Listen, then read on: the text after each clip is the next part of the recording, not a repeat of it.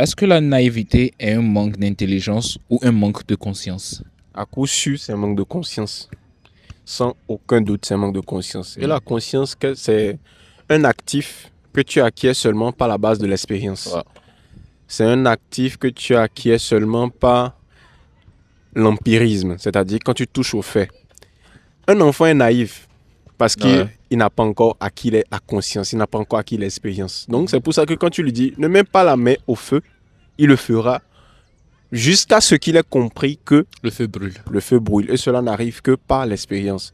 De ce fait, toute personne naïve continuera naïf jusqu'à ce qu'il ait décidé d'apprendre par le fouet. Parce que nous avons une condition humaine qui nous oblige à apprendre et qui nous amènera vers la conscience consciente, c'est-à-dire vers la partie où nous savons que nous savons.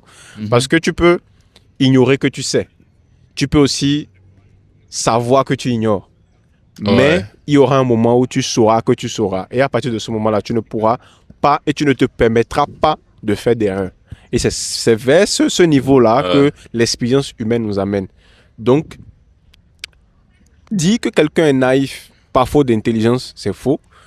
Mais par faute de conscience C'est vrai. et par faute d'expérience, ça, je suis sûr que c'est totalement vrai.